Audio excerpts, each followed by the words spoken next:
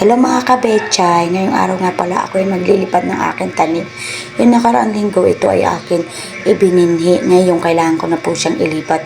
Ito nga po pa nga mga gamit ko sa akin paglipat to, ang mga itim na disabit na to. Binili ko ito sa akin TikTok shop.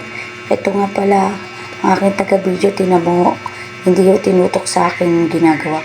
Pero okay lang, at least meron ako mga video. At papakita ko sa inyo kung paano ko ito ginagawa sa araw-araw kong pag-garden ko.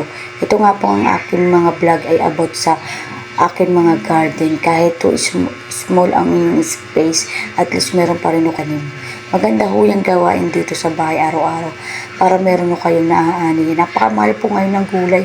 Kaya ito ang ginagawa ko ay pagtatanim ko para magumayos po at gumanda ang aking mga garden. At lagi kong ipapakita sa inyo kung paano ko po ito ginagawa. Kahit po paano ay pouring pa rin po ang aking mga video. Maraming salamat pa rin po sa mga suporta po ninyo. Ito nga pala yung na-harvest ko sa aking mga peche. Salamat sa peche.